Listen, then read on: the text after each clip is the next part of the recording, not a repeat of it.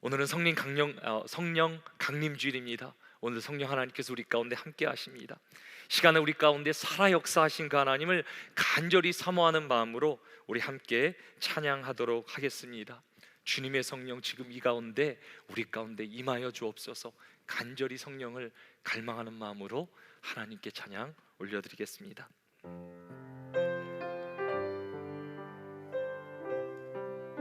주님의 성령, 주님의 성령, 지금 이곳에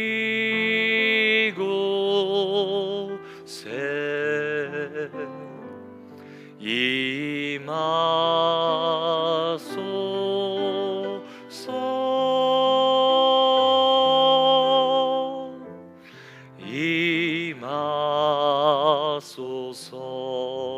주님의 성령, 주님의 성령, 지금 이곳에 임하소서.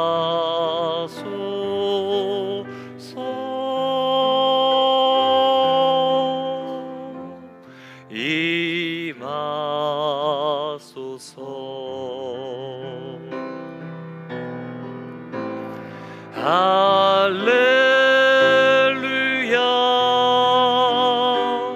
할렐루야,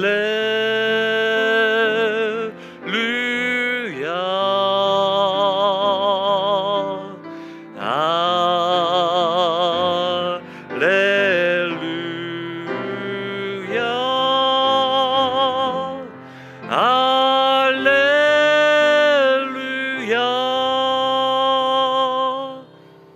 지금도 우리 예배 가운데 성령 하나님께서 함께 하시며 우리의 심령 가운데 그분께서 내주하심을 믿으시기 바랍니다.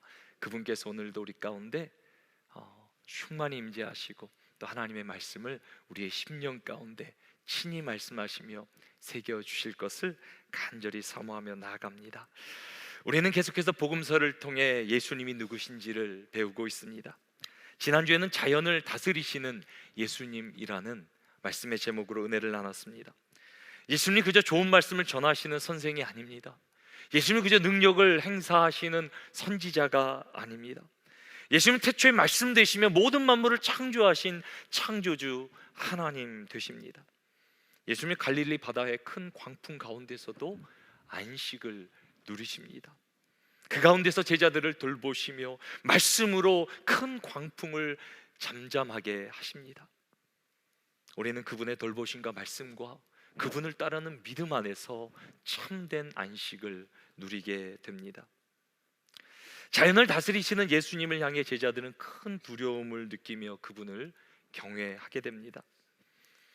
그런데 오늘 본문에서는 예수님께서 더 큰 권능을 사람들에게 보여주십니다. 이 권능으로 인해 사람들은 더욱 두려워하게 됩니다. 그러나 또 어떤 사람들은 예수님을 신성모독으로 죽이려고 합니다. 이 권능은 바로 죄를 용서하시는 것입니다. 오늘 말씀의 제목은 죄를 다스리시는 예수님입니다.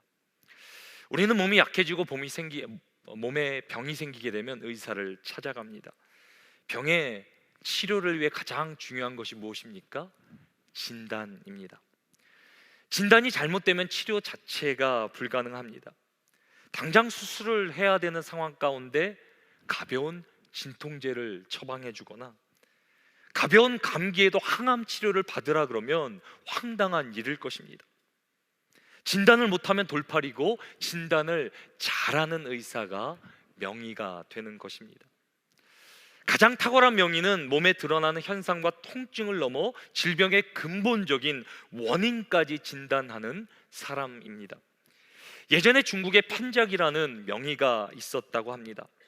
편작의 두 형들도 의사였는데 조그만 동네 의사에 불과했다 그럽니다. 근데 편작은 정작 자기 두 형이 훨씬 뛰어난 명의라고 말하며 이렇게 소개합니다.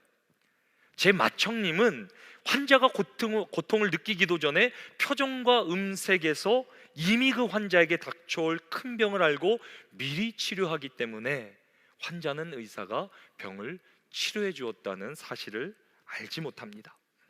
둘째 형님은 큰 형님보다 못하긴 하셔도 병이 나타나는 초기에 치료함으로 큰 병이 되었다라는 사실을 다들 눈치채지 못합니다.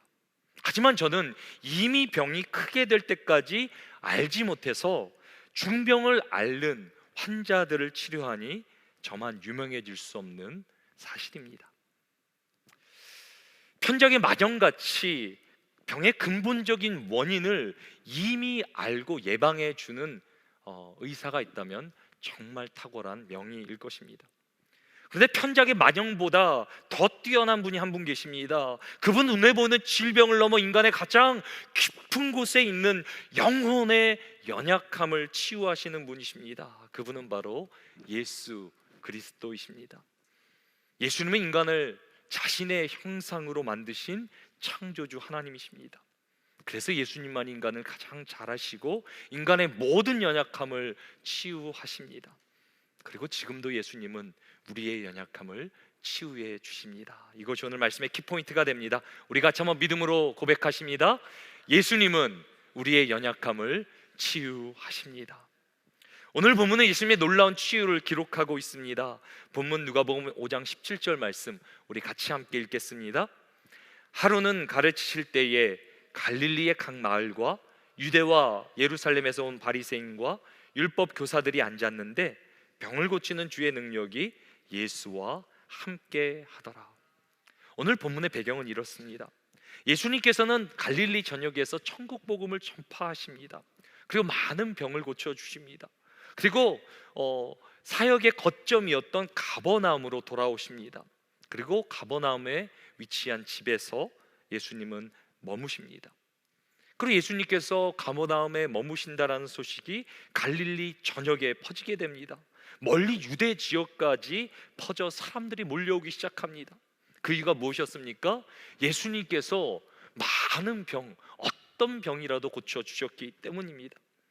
심지어 이스라엘의 중심지 예루살렘에서 이 사태를 조사하기 위해서 바리새인과 율법 교사 같은 종교 지도자들을 보냈다라고 오늘 본문은 기록합니다. 그들로 예수님이 머무시는 집은 초만원이 되었고 예수님은 찾아온 사람들 앞에서 천국 복음을 가르치십니다. 대부분 사람들은 소문을 듣고 궁금해서 찾아왔을 것입니다. 하지만 이들 중에선 질병으로 고통받고 있는 가운데 간절한 마음, 간절한 믿음으로 찾아온 사람들이 있을 것입니다. 그런 간절한 사람 가운데 오늘 본문은 중풍병자 한 명을 우리에게 소개합니다. 본문은 중풍 환자의 병자의 배경을 자세히 소개하지는 않지만 추정컨대 어떤 심한 사고를 당했던지 아니면 뇌출혈로 인해 몸을 쓰지 못하게 되었을 것입니다. 그런데 감사하게도 중풍병자 주위에는 그를 돌보고 사랑해주는 사람들이 있었습니다. 그들은 중풍병자를 위해 여러 가지를 시도해 보았을 것입니다. 좋다는 약도 써보고 용하다는 의원도 찾아주었을 것입니다. 하지만 세상의 어떤 방법으로도 이 중풍병을 치료할 수 없었습니다.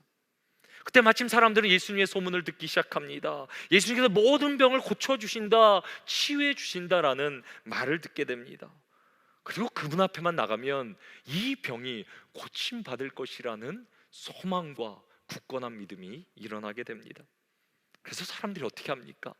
중풍병자를 침상채로 들어서 예수님 앞에 데려옵니다. 근데 예수님 앞에 왔는데 사람들이 너무 많이 모인 거예요. 한 발자국 앞으로도 나가지 못하는 상황 가운데 이들은 어떻게 합니까? 오늘 본문 19절은 이렇게 기록합니다. 무리 때문에 메고 들어갈 길을 얻지 못한지라 지붕에 올라가 기와를 벗기고 병자를 침상채 무리 가운데로 예수 앞에 달아 내렸다. 사람들은 기발한 아이디어를 생각해냅니다. 중풍병자를 메고 지붕 위에 올라가서 예수님 있는 곳에 지붕을 뚫고 중풍병자를 내리자라는 그런 아이디어입니다. 우리는 여기서 이런 질문을 던질 수 있습니다. 어떻게든 중풍병자를 침상에 있는 중풍병자를 메고 지붕에 올라갔을까?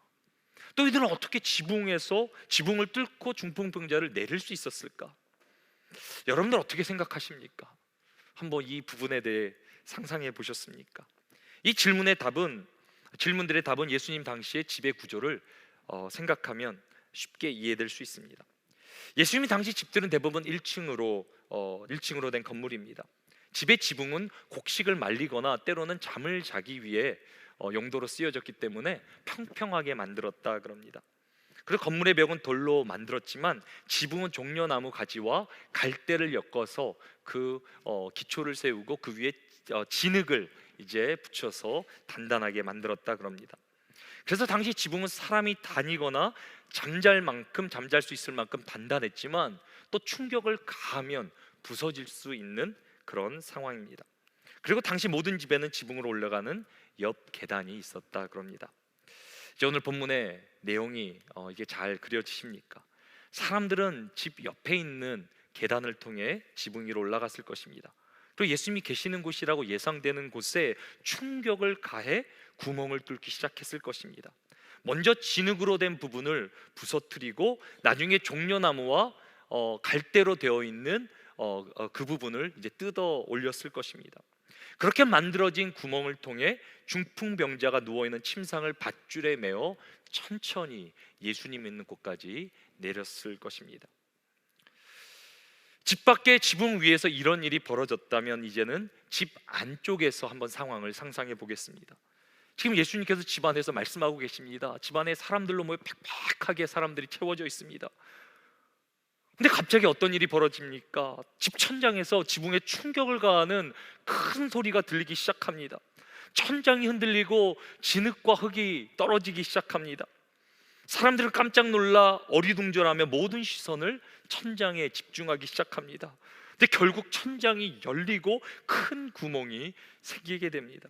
그리고 구멍으로 중풍병자가 침상에 누워 내려오게 된 것입니다. 사랑하는 성도 여러분, 내가 만약에 이 집 주인이었으면 어떻게 반응했겠습니까? 지금 누군가 내 집 천장을 뚫어버리고 내려오는 상황입니다. 화가 나지 않겠습니까? 어떤 학자들은 오늘 본문의 집이 예수님의 집이라 그렇게 설명하는 분들도 계십니다. 지금 내 집 천장에 누군가 큰 구멍을 뚫고 있는 것입니다. 얼마나 비상식적이고 몰상식한 행동입니까? 사람들은 웅성웅성하기 시작했을 것입니다. 지붕을 뚫고 내려오는 사람들을 향해 또 구멍을 뚫은 사람들을 향해 손가락질하며 비난했을 것입니다. 계산이 빠른 사람들은 지붕 파손으로 손해가 얼마가 났는지, 이것을 보수하기 위해서는 얼마나 많은 비용이 또 들여야 되는지 또 상상하기, 계산하기 시작했을 것입니다. 아니, 지금 우리가 예배드리고 있는데 갑자기 천장이 울리고 구멍이 뚫리고 사람이 내려온다면 얼마나 황당한, 당황스러운 상황이겠습니까?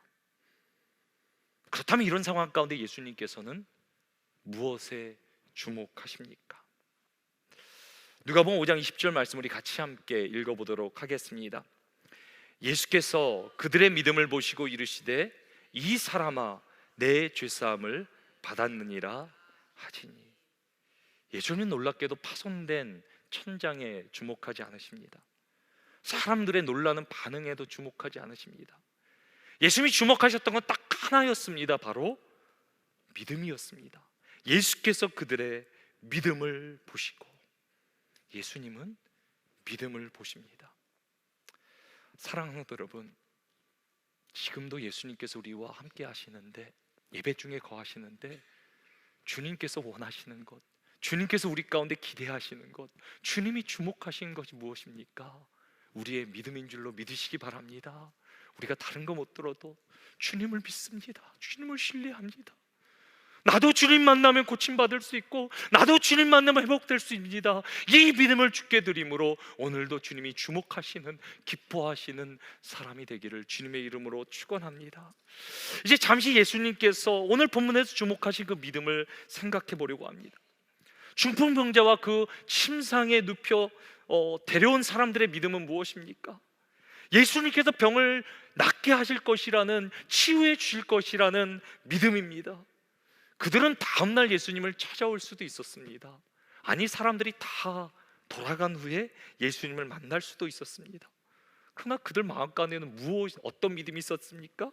지금 예수님을 만나야 된다라는 것입니다. 지금 이 시간 예수님이 나를 만나 주시면 내가 치유되고 회복되고 다시 내가 소망을 얻을 수 있다라는 것, 그들이 오늘 본문에 나오는 믿음이었습니다. 지금 이 순간 그들에게는 예수님이 전부였습니다. 그렇기 때문에 예수님을 만나기 위해서는 뭐든지 할 수 있었습니다.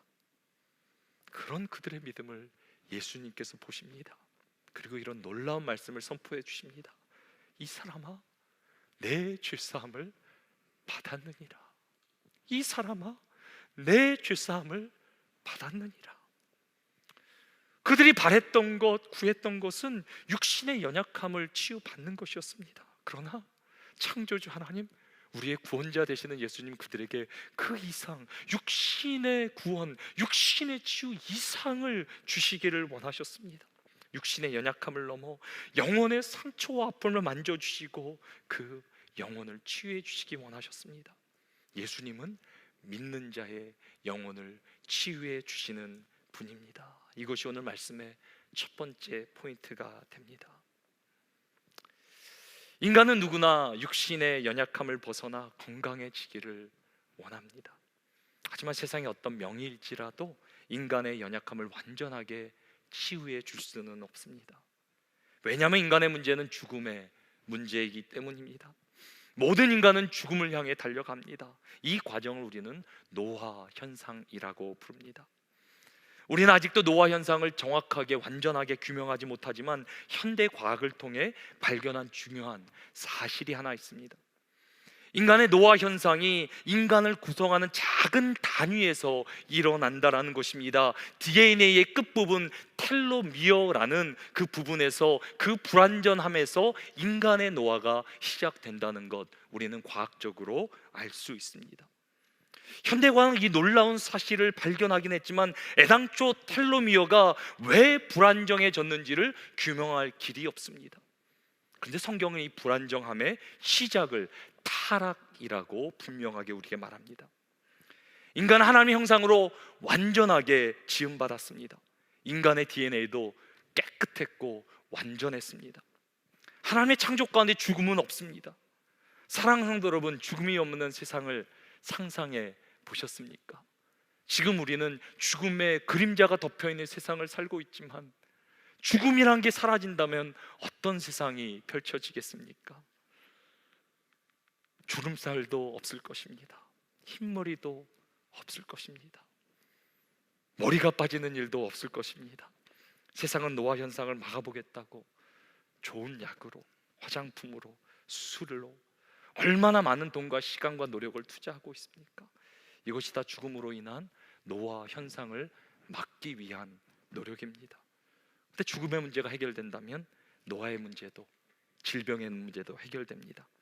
죽음이 없다면 두려움과 슬픔도 사라집니다.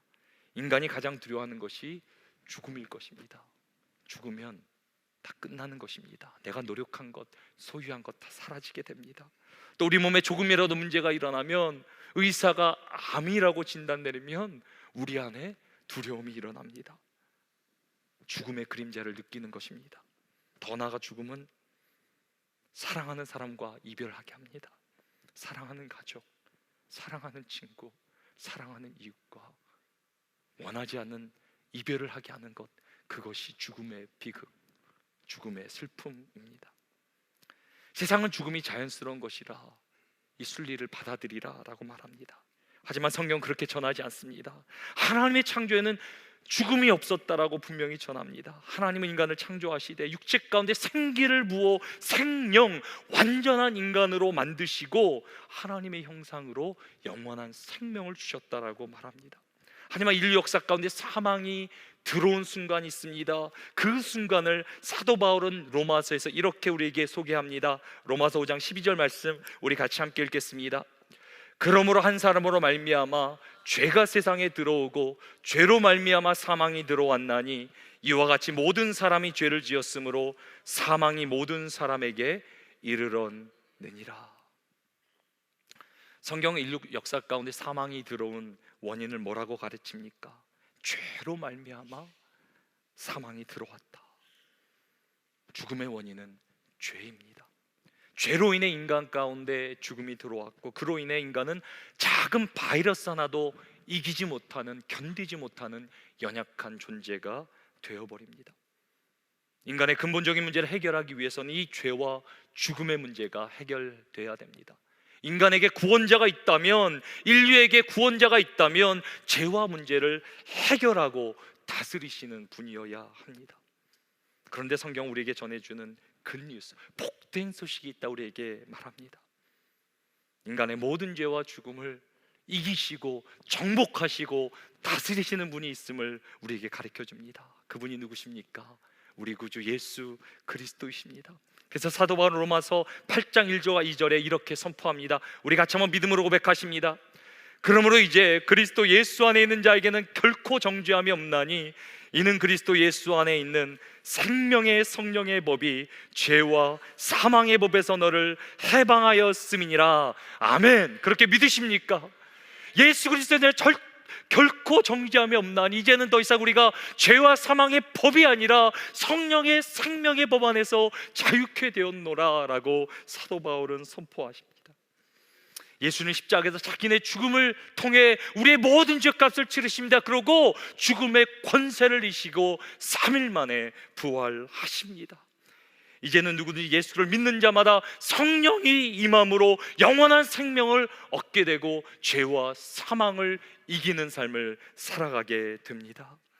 사랑도 여러분, 예수님은 죄를 사하여 주심으로 인간의 가장 근원을 이루는 영혼을 치유하시는 분입니다.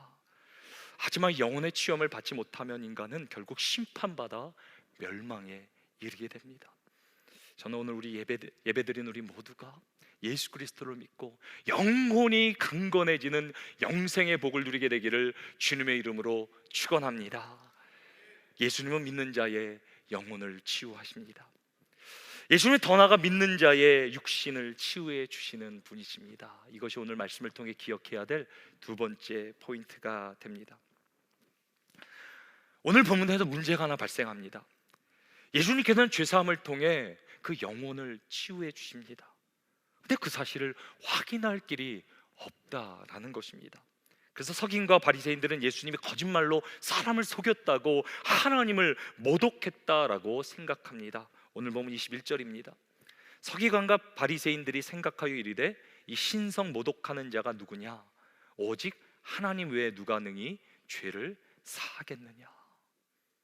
예수님은 그들의 완악한 마음까지도 꿰뚫어 보시며 이렇게 말씀하십니다. 오늘 보면 22절부터 24절 말씀까지입니다. 예수께서 그 생각을 아시고 대답하여 이르시되 너희 마음에 무슨 생각을 하느냐? 내 죄 사함을 받았느니라 하는 말과 일어나 걸어가라 하는 말이 어느 것이 쉽겠느냐? 그러나 인자가 땅에서 죄를 사하는 권세가 있는 줄을 너희로 알게 하리라 하시고 중풍병자에게 말씀하시되 내가 내게 이르노니 일어나 내 침상을 가지고 집으로 가라 하시매. 사랑도 여러분, 중풍병자를 향해 죄 사함을 받았다라고 하는 말과 일어나 걸어가라 하는 말 둘 중에 어떤 것이 더 쉽습니까? 죄 사함을 받았다라는 말은 인간이 눈으로 확인할 수 없습니다. 그래서 누구나 말할 수 있어요. 그러나 일어나 걸으라는 말은 중풍병자에게 병을 고침 받으라는 것은 눈으로 보이고 확인할 수 있기 때문에 아무나 쉽게 말할 수 없습니다. 하지만 죄사함은 누구에게 속한 권세입니까? 오직 하나님께만 속한 권세입니다. 예수님께는 오늘 본문 가운데 자신이 죄사함의 권세를 가진 하나님이라고 모든 사람 앞에 선포하고 계시는 것입니다. 예수님께서 하나님이시라면, 죄사함의 권세가 있다면 당연히 모든 육신 또한 고쳐주실 수 있는 권세가 있으신 분일 것입니다. 중풍병자의 죄를 사해 주신 예수님이 이제 뭐라고 선포하십니까? 내가 내게 이르노니 내 침상을 가지고 집으로 가라. 그리고 예수님의 말이 선포되는 즉시 중풍병자가 곧 일어나 침상을 들고 집으로 돌아가는 놀라운 역사가 일어나게 됩니다. 사랑하는 여러분, 우리 예수님은 누구십니까? 우리 예수님에게는 능치 못할 일이 없음을 믿습니다. 어떤 질병도, 육신의 연약함이라도, 우리의 어떤 문제일지라도 예수님이 갖고 나가 주님 말씀하시면 능히 해결되는 줄 믿으시기 바랍니다. 사랑하는 여러분, 지금도 예수님께서는 치유의 역사로 함께 하시며 우리의 연약함을 치유해 주시기 원하십니다. 사랑하는 여러분, 이제 오늘 본문이 보여주는 치유의 결과는 무엇입니까? 영광입니다. 예수님은 치유를 통해 아버지께 영광을 돌리십니다. 이제 오늘 본문 마지막 25절과 26절 우리 같이 함께 읽겠습니다. 그 사람이 그들 앞에서 곧 일어나 그 누웠던 것을 가지고 하나님께 영광을 돌리며 자기 집으로 돌아가니 모든 사람이 놀라 하나님께 영광을 돌리며 심히 두려워하여 이르되 오늘 우리가 놀라운 일을 보았다 하니라. 아멘. 오늘 본문의 중풍병자는 예수님의 놀라운 치유를 경험하게 됩니다. 죄사함을 통해 영원히 자유함을 얻고 모든 가슴의 응어리가 풀어지고 하나님이신 영혼의 자유함을 누리고 더 나아가 나를 얽매였던 육신의 연약함 가운데 자유케 되는 놀라운 회복을 경험하게 됩니다. 그리고 하나님께 자유로 감사함으로 하나님께 마음껏 영광을 돌리었다라고 오늘 본문은 기록합니다. 내 영광은 중풍병자에게 극한되는 것이 아니라 그것을 보고 있는 모든 사람들이 하나님 살아계실 목도하며 목격하며 하나님께 영광을 돌리게 되었다라고 성경은 기록합니다. 이것이 바로 교회의 모습입니다. 교회의 머리가 누구십니까? 예수 그리스도십니다. 지금도 예수 그리스도 우리 교회, 우리 성도들을 붙들고 인도하시며 치유의 역사로 함께 하시는 줄 믿으시기 바랍니다. 지금도 예수의 이름을 부르는 가운데, 예수님 앞에 나오는 가운데 우리의 모든 연약함이 치유되고 하나님의 기적이 일어나고 하나님의 영광을 우리 모두가 보게 될 줄로 믿습니다. 더 나아가 우리를 통해 세상이 하나님 살아계심을, 그 영광을 선포하게 될 줄로 믿습니다. 지금도 예수 그리스도 우리 가운데 역사하시며 우리의 연약함을 치유하시며 우리를 통해 세상에 하나님의 영광을 알게 하십니다. 저는 우리 충현 선교회 가운데 날마다 이 놀라운 치유의 역사가 일어나게 되기를 주님의 이름으로 축원합니다. 우리가 하나님 앞에 나아가며 예수 그리스도 이름으로 치유받음으로 우리가 하나님께 영광을 돌리고 더 나아가 우리를 통해, 우리의 간증을 통해 많은 우리 주의 사람들이 주께 돌아오는 놀라운 기적의 역사가 일어나게 되기를 주님의 이름으로 축원합니다. 이제 오늘 말씀을 생각하며 크라이스트 커넥션 우리 같이 한번 믿음으로 고백하십니다. 죄를 용서하시는 예수님의 권세는 치유의 표적을 통해 드러납니다. 예수님은 결국 죄 용서를 위해 고난을 받으시고 죽으셨으며 사흘 만에 부활의 표적을 통해 살아나십니다. 아멘. 이제 이번 주 우리가 적용할 수 있는 두 가지 생각해 보려고 합니다. 오늘 만약에 이 본문이 그저 이 본문 가운데 갇혀 있다면 우리는 본문을 잘못 읽고 있는 것입니다. 우리는 믿음으로 이 본문이 내 삶이 되도록, 내 실체가 되도록 우리는 살아가야 됩니다. 그래서 우리는 먼저 침상을 메고 예수님 앞에 나온 믿음으로 이번 한 주를 살아야 됩니다. 침상을 메고 예수님 앞에 나온 그들의 믿음은 무엇입니까? 예수님 앞에만 나오면, 예수님만 만나면 내 어떤 연약함도 문제도 해결될 수 있다라는 믿음입니다. 여러분들은 그 믿음을 갖고 계십니까? 정말 예수님 만나면 우리의 삶이 살아납니까? 정말 예수님 만나주시면 우리의 인생이 달라집니까? 오늘 본문의 사람들은 그 믿음을 가지고 예수님 앞에 나아갑니다. 그리고 놀라운 치유의 역사를 경험하게 됩니다. 저는 모든 병이 다 치유돼야 된다고 생각하지는 않습니다. 때로 믿음의 연단을 통해 고난을 허락하시고 사도 바울과 같이 하나님의 영광을 위해 육체의 가시를 남겨두시는 경우도 있습니다. 하지만 사도 바울조차 육신의 치유를 3번이나 간절히 기도했다, 하나님의 치유하심을 간구했다라고 성경은 기록하지 않습니까? 치유하시고 치유하시지 않고는 하나님의 영역이지만 우리는 끝까지 예수 그리스도의 능력을 의지하며 믿음으로 나아갈 줄 믿으시기 바랍니다. 믿음으로 나아갈 때 우리는 하나님의 영광을 보게 될 줄로 믿습니다. 만약에 우리의 육신의 가시가 하나님께 영광을 돌리게 된다면 하나님께 믿음을 주시고 더 큰 믿음을 주시고 견딜 수 있는 애를 주실 거예요. 그러나 우리의 육신을 통해 고쳐주신다면 하나님께서 치유하여 주셔서 우리를 통해 영광 받게 하실 줄 믿으시기 바랍니다. 저는 지금도 예수님 말씀하시면 기적의 역사가 일어난다라고 믿습니다. 저를 따라 한번 믿음으로 고백하십니다. 내가 내게 명하노니, 내가 내게 명하노니 내 침상을 가지고 집으로 가라. 네.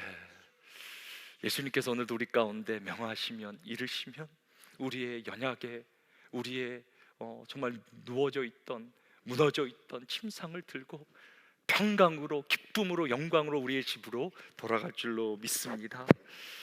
우리는 예수 그리스도 안에 이미 치유받았습니다. 이미 승리했습니다. 우리는 예수 그리스도 안에 완전합니다. 결과는 하나님께 맡기고 우리는 믿음으로 나가야 될 줄 믿습니다. 더 나아가 두 번째로, 이번 말씀을 통해 우리는 도움이 필요한 우리 주의 영혼들을 예수님 앞에 함께 인도해야 합니다. 우리 주변에도 본문에 중풍병자 같은 분들이 있지 않습니까? 예수님을 만나야 사는데 예수님께 오지 못하는, 정말 안타까운, 움직이지 못하는 영적으로 중풍병자된 분들이 있지 않습니까? 혼자 스스로는 하나님 앞에 나오지 못하는 분들이 있습니다. 우리는 힘을 모아 그들을 주께로 인도해야 됩니다. 그것이 교회의 사명입니다.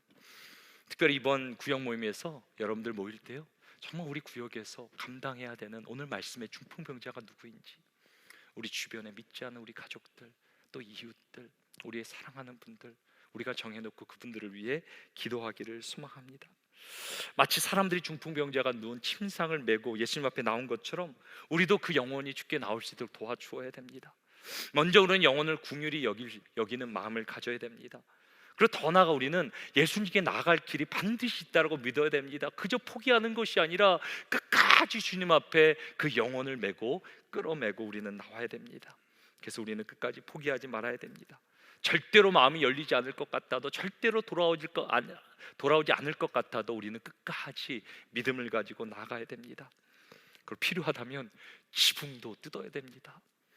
교회가 존재하는 이유가 무엇입니까? 영혼을 살리라고 있는 거 아닙니까? 주님께서 십자가에 자신의 생명을 주셨는데 우리가 무엇을 영혼을 살리기 위해 아끼겠습니까? 우리는 때로 지붕도 뚫고 희생도 하며 모든 것을 다해 영혼을 살려야 될 줄로 믿습니다. 그것이 교회입니다. 우리가 믿음을 들고 나가는 가운데 우리는 반드시 놀라운 하나님의 영광을 보게 될 줄로 믿습니다.